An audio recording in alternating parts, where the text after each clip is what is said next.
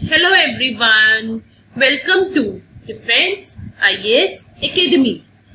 Now our topic is Economic Planning. Introduction. This small concept intends to brief to the reader on all the whats, hows and whys of the concept of economic planning with due recourse to the experiments by different countries from time to time, including India. Now the definition of economic planning. The term planning entered the domain of economics to make us develop a clear understanding of planning. We need to see only a few of them which will enable us to draw out a working definition that fits contemporary time. The main definition of economic planning is the making of major economic decisions, what and how much is to be produced and to whom it is to be allocated by the conscious decision of a determinate authority on the basis of a comprehensive survey of the economic system as a whole.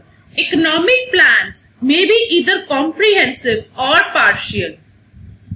A comprehensive plan sets targets to cover all major aspects of the economy, while a partial plan may go for setting such targets for a part of the economy.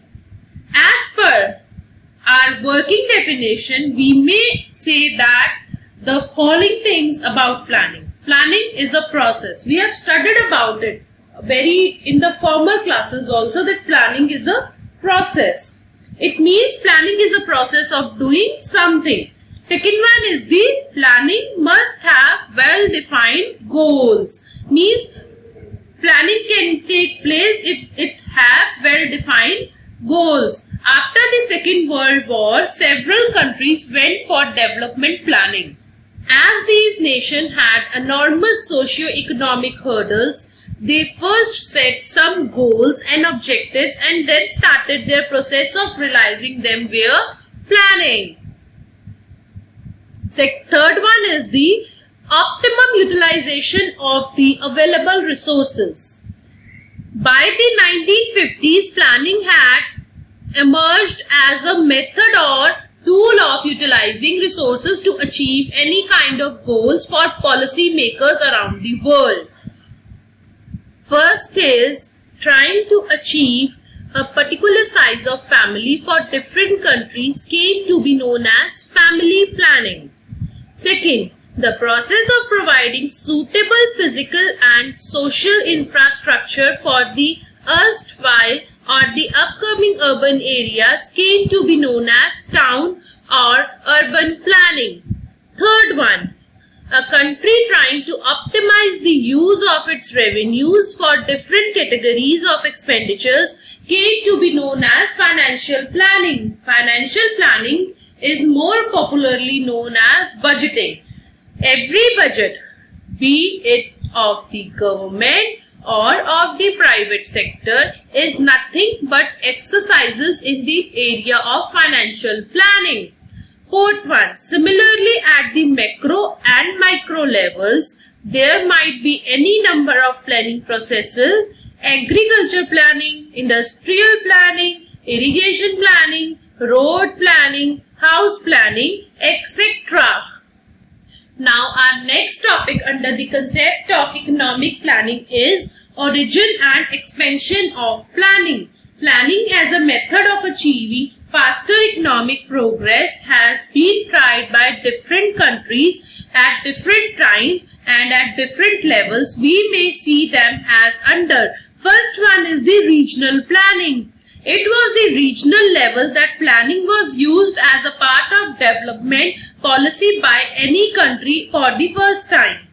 It was the US which started the first regional planning after the Tennessee Valley Authority was set up in 1960 for a large-scale rehabilitation in southeastern USA covering parts of 7 states, with the primary aim of flood control, soil conservation, and providing electricity. The TVA or the regional plan was also involved in many related activities such as industrial development, forestry, wildlife conservation, town planning, construction of road and rail, encouraging sound agriculture practices, and malaria control in the defined region. Now the second one is the national planning. First one was the regional planning, which was at the level of region only. Now we will move towards the national planning, which takes the nation-wide planning. While making a plan, it takes the origin of nation, means it keeps the point as a nation. The official experiment in the area of national planning is rooted in the Bolshevik Revolution of Russia in 1970, the Soviet Union. Dissatisfied with the pace of industrialization, it was in 1928 that Joseph Stalin announced its policy of central planning for the Soviet Union. The collectivization of agriculture and post-draft industrialization were other radical new policy initiatives announced by Stalin. Besides economic planning in 1928, the Soviet Union, we can also say the Soviet Union went for its first 5-year plan for the period of 1928 to 33, and the world was to have its first experience of national planning. Now our next topic under the concept of economic planning is types of planning. We have types of plans. We can say we have 2 types of plans. Let us discuss about it. After the national planning was started by the Soviet Union, many more countries followed it, but with variations in their methods and practices. Though there are many variants of planning, the most popular one is on the basis of the type of economic organization, that is the state economy, mixed economy. During the course of evolution, planning has been classified into 2 types based upon the type of economic system of the economy. Has imperative planning and indicative planning. The first one is the imperative planning and the second one is the indicative planning. The first one is the imperative planning. The planning process followed by the state economies, that is the socialist or communist, is known as the imperative planning. Such planning is also called as direct and target planning. Such planning has 2 main variants. In socialistic system, all economic decisions were centralized in the hands of state. Means in socialist system, the decisions were taken by the state with collective ownership of resources except labor. In communist system, that is China of the past, all resources were to be owned and utilized by the state, including labor. Means in socialist system, labor's decision was not taken, and in the communist one, the labor was also included. Basic features of such planning are as numerical targets. First one is the numerical targets of growth and development are set by the plans. Second one, as the state controls the ownership rights over the resources, it is very much possible to realize the above cited plan targets. Third one, almost no role for the market, no price mechanism, with all economic decisions to be taken in the centralized way by the state government. Fourth one, no private participation in the economy, only state played the economic role. Next one is the indicative planning.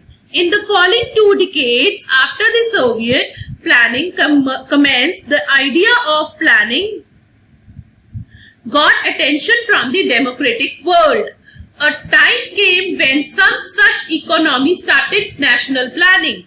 as they were neither the state economies nor communist, socialist political systems. The nature of their planning was to be different from the command economies.